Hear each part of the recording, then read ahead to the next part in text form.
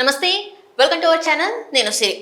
జగన్మోహన్ రెడ్డి గారు అయితే వరద బాధితులను పరామర్శించడానికి అక్కడ వెళ్ళడం జరిగింది. అయితే అక్కడ కొన్ని వ్యాఖ్యలు అయితే మాట్లాడడం జరిగింది జగన్మోహన్ రెడ్డి గారు. అంటే బుడమేరు గేట్స్ ఎత్తివేస్తే ఒకవేళ అంటే చంద్రబాబు నాయుడు గారు ఇల్లు మునిగిపోకుండా ఉండడానికి ఇట్లాంటివి చేశారని చెప్పేసి అయితే కొన్ని వ్యాఖ్యలు అయితే చేశారు. ఆ వ్యాఖ్యలు నాకే కాదు చాలా మందికి అర్థం కాని పరిస్థితి. సో ఈ వ్యాఖ్యలను ఎట్లా అర్థం చేసుకోవాలి ఏందనేది మనం వివరించడానికి ఈ రోజు మనతో పాటు ఉన్నారు ప్రముఖ సీనియర్ జర్నలిస్ట్ జగదేవ్ గారు. నమస్కారం అండి. నమస్తే సార్. ఇప్పుడు ఏంటి సార్ అంటే అందరిది ఒక బాధ అయితే ఇప్పుడు ఈయనది ఒక బాధ ఉన్నట్టున్నది. అక్కడేమో అందరు ప్రజలేమో తిండి తిప్పలు లేక బాధపడతారు. ఈయనేమో ఈ కట్టెలు ఏంటిది గేట్లు ఎత్తితే ఈయన చంద్రబాబు నాయుడు గారి ఇల్లు మునిగిపోతుంది అది అని చెప్పి మాట్లాడుతున్నారు. ఆయన కనీసం వాటర్ బాటిల్ కూడా తీసుకో అక్కడ జనాలకి ఇవ్వలేదు. అసలు దీన్ని అసలు ఎట్లా చూడాలి, అసలు ఏం అర్థం కావట్లేదు. ఇప్పుడు ఈ న్యూస్ ఛానల్స్లలో మొత్తం కూడా ఇదే నడుస్తుంది. అసలు దీన్ని ఎట్లా అసలు ఏంటి అనేది మాకు కొంచెం చెప్పండి. అదే అసలు ఆయనకి రాసి ఇచ్చాక ఎవరు రాసిస్తున్నారో చదువుతున్నారో లేకపోతే ఆయన సొంతంగా అంటున్నారో తెలియదు. కానీ ఇంతకుముందు ఎలక్షన్స్ లో కూడా అంటే దీనికి సంబంధం లేదు కానీ నేను ఎగ్జాంపుల్ కోసం చెప్తున్నా. ఎలక్షన్స్ టైంలో కూడా ఈవెన్ షర్మిలా గారు విజయమ్మ గారు విషయాలు కూడా కేవలం చంద్రబాబు నాయుడు గారు ఇచ్చిన స్క్రిప్టే మాట్లాడారన్నారు. ఇప్పుడు ఆఖరికి ప్రకృతి ఏదైతే ఉందో ప్రకృతి కూడా చంద్రబాబు నాయుడు గారు చెప్పినట్టే వింటుంది. మ్యాన్ మేడ్ ఫ్లడ్స్ అని చెప్పేసి అంటే మ్యాన్ మేడ్ ఫ్లడ్స్ అంటే ఫ్లడ్స్ ని కూడా కృత్రిమంగా మరి చేయొచ్చు అంటారా? ఏమిటో మరి అసలు చంద్రబాబు నాయుడు గారు చెప్పినట్టుగా ప్రకృతి వానలు బుడమేరు వాగు కూడా ఇప్పుడు మీరు మ్యాప్ కూడా పెట్టారు ఇక్కడ చూడొచ్చు. బుడమేరు వాగు అసలు ఇబ్రహీంపట్నం దగ్గర అట్లా సిటీలోకి టచ్ అయ్యి ఇట్లా వచ్చి సింగ్ నగర్ మీదుగా ఇట్లా వెళ్ళిపోతుంది ఈస్ట్ వైపు. అది వెళ్ళి హనుమాన్ జంక్షన్ మీద కొల్లేరు దగ్గర టచ్ అవుతుంది. బట్ మీరు ఇక్కడ చూడండి, ఇది ప్రకాశం బ్యారేజ్, ఇది అమ్మవారి కొండ ఇంద్రకీలాద్రి. సో ఇక్కడ ఈ రెడ్ కలర్ ఏదైతే ఉందో ఇది మనం బుడమేరు వాగు ప్రవహించే తీరు చూడొచ్చు. తూర్పు వైపే అన్ని నదులు కూడా ప్రవహిస్తే అటు పల్లం ఉంది కాబట్టి ఎట్లా వెళ్తే ఆ వాగు కట్టలు తెచ్చుకుంది. ఆల్రెడీ అది ప్రాబ్లం అవుతుందని చెప్పి అక్కడ ఆల్రెడీ ఒక ఆనకట్ట కట్టడం జరిగింది. దాన్ని బ్రిడ్జ్ కూడా వేశారు. అది కట్టలు తెంచుకొని ప్రకృతి వైపరీత్యంకి విపత్తులని ఎవరు ఎక్స్పెక్ట్ చేయగలరు?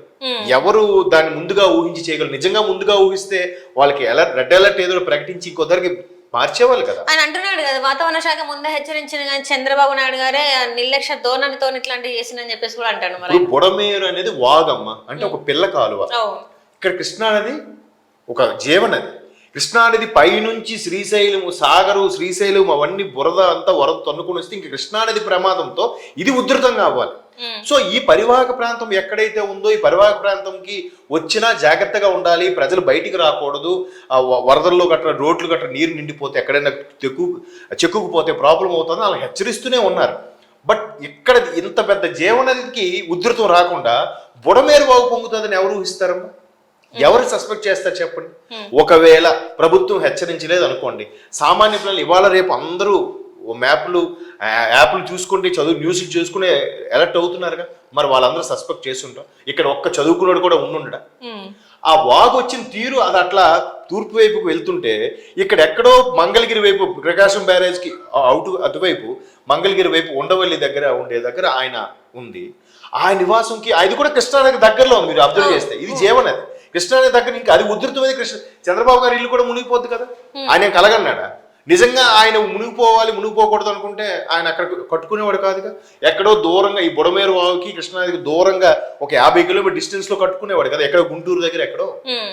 అలా కాకుండా ఇలా కట్టడం, ఇలా స్టేట్మెంట్లు ఇవ్వడం అసలు అర్థం లేదమ్మా. ఇప్పుడు నిన్ననే ఎవరో చెప్పారు లీడర్షిప్ క్వాలిటీస్ అంటే ఇవి అని చెప్పి ఒక వీడియో పెట్టారు.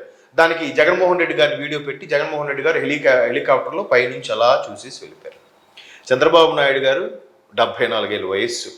ఆయన చిన్న లైఫ్ జాకెట్ వేసుకొని దాన్ని ఒక విధంగా చెప్పాలంటే బెలూన్ టబ్ లాంటిది. అది పూర్తి పెద్ద సేఫ్టీ పడవ కూడా కాదు. మనకు చూసారా కొంతమంది అడవుల్లో అంటే ట్రెక్కింగ్ సంబంధించిన వాటర్ ఫ్లోలో వెళ్తుంటారు లైఫ్ జాకెట్స్ వేసుకొని. అట్లాంటి జాకెట్లో వేసుకుని వెళ్ళిపోయాడు ఆయన. ప్రతి దగ్గరికి రీచ్ అయ్యి ముడుకుల వరకు నీరు వరకు కూడా ఆయన నడుచుకుంటూ వెళ్ళి పరామర్శించాడు. ఈయనలాగా పైనుంచి చూసేలేదుగా. ఈయన విజయనగరం దగ్గర రైలు యాక్సిడెంట్ అయినప్పుడు కూడా ఏం చేశారు? ఈయన హెలికాప్టర్ పై నుంచి చూసాడు. ఆయన తర్వాత హాస్పిటల్ దగ్గరికి వెళ్ళి పరామర్శించారు. ఇక్కడ డోర్ టు డోర్ వెళ్ళి పరామర్శించి అసలు ఒక్కొక్కరికి ఆహార పొట్లాలు ఎలా తెలుసా డ్రోన్ ద్వారా అందిస్తున్న ఫ్లోటింగ్ ఒకేసారిగా 1.5 మంది ప్రజలు ఆ ఏరియాకి సంబంధించిన వాళ్ళు 1.5 మంది ప్రజలు ఇబ్బంది పడుతుంటే ఎంతకని సప్లై చేయగలరు ఎవరైనా? ఒకేసారి 1.5 lakh పీపుల్ ఏంటి మనకి కౌంటబుల్గా. అన్కౌంటబుల్ ఎంతమంది ఉన్నారో తెలియదు.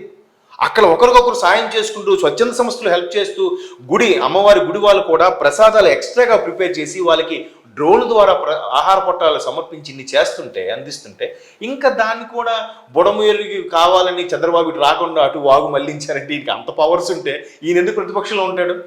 ఈసారి కృష్ణానది అటు పొంగాలి ఇటు వెళ్ళాలని డైరెక్షన్ చేస్తే బాబు నేనే లైఫ్ లాంగ్ సీఎం ఉండాలని పెట్టుకుంటాడు కదా ఆయనే. గత 5 ఏళ్ళు ఆ ప్రతిపక్షంలో ఉండి నానా మాటలు పడి అవమానాలు ఎదుర్కొని అరెస్ట్ అయ్యాడు కదా. అంటే ఒక మాట అనే ముందు ఆలోచించి అసలు ఏంటి ఆ వాగు ఎందుకు పొంగింది, అది ఎందుకు పొంగాల్సి వచ్చింది, ఎక్కడి నుంచి పైన ఎక్కడో ఆ చిన్న చిన్న కొండల మీద కూర్చున్న వరద అదంతా బురదగా వచ్చి ఒక్కసారి ఫ్లో వచ్చేసింది. అండ్ మోర్ ఓవర్ ఇక్కడ మనం ఆల్రెడీ తెలంగాణలో కూడా చూస్తున్నాం, కొన్ని దగ్గరలో చెరువులు ఎక్కడైతే ఆక్యుపై చేసి కట్టారో అది హైదరాబాద్ తొలగిస్తున్నారు. ఇక్కడ కూడా కొన్ని దగ్గరలో వాగు పరివాహక ప్రాంతాల్లో కానీ లేదా చెరువుల్లో ఉన్న పరివాహక ప్రాంతాలు కానీ కబ్జా చేసి కట్టేశారేమో. అక్కడ సామాన్య ప్రజలు కూడా కట్టేసి ఉంటారు. ఎవరు తప్పది? ఇప్పుడు ఇవాళ వచ్చింది కాదు కదా, ఎప్పటి నుంచో ఉన్నదే కదా. ఒక్కసారిగా ఆ వాగు, చిన్న వాగమ్మ, ఈరోజు జీవనదులే ఎండిపోయి కనిపిస్తున్నాయి, చిన్న పిల్లకాలులా కనిపిస్తున్నాయి. అవునా? మన ఇదే కృష్ణానది ఇక్కడ బీచ్ పల్ దగ్గరికి వెళ్ళి చూడండి ఎలా ఉంటుందో.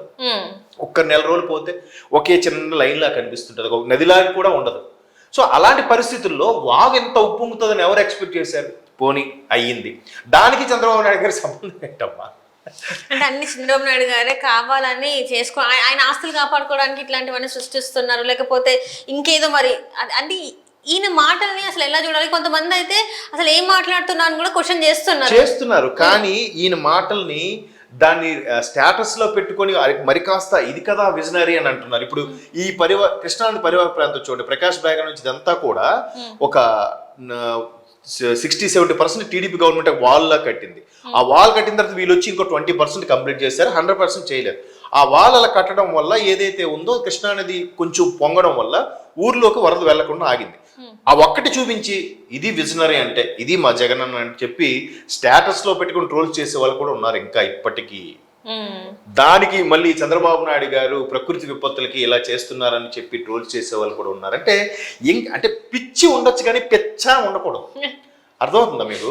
అభిమానం ఒక లిమిట్ వరకు ఉండాలి. కానీ ఎవరు ఏంటి అసలు దీంట్లో చంద్రబాబుకి ఏం ప్రమేయం ఉందని ఒకసారి ఆలోచించాలి కదా. ప్రకృతి విపరీతాలకి ఇప్పుడు సునామీ కూడా రేపు చంద్రబాబు నాయుడు గారు తెప్పించారంటారేమో. సునామీ కాదు, ఏంటది మొన్న కరోనా. నేను గవర్నమెంట్ రాగానే కరోనా వస్తే నేను సఫర్ అవుతానని చంద్రబాబు నాయుడు గారే చైనా వాళ్ళతో మాట్లాడి కరోనా ఎంటర్ చేయించారని చెప్తారేమో. అలా చెప్పిన ఆశ్చర్యపోనక్కర్లేదు రాబోయే రోజుల్లో. సో దానికి కూడా కొంతమంది అభిమానంగా ఆయన ఫోటోలు పెట్టుకొని ట్రోల్స్ చేసే వాళ్ళు కూడా ఉన్నారు. సో అసలు క్లియర్గా చెప్పు, ఇప్పుడు మీరు పెట్టిన మ్యాప్ లోనే మనకు అర్థమవుతుంది కదా. ఆ రెడ్ కలర్ మ్యాప్ బుడమేరుది, అది అట్లా సింగ్ నగర్ నుంచి ఇబ్రహీంపట్నం నుంచి అట్లా వచ్చి ఇటు వెళ్ళిపోతుంది.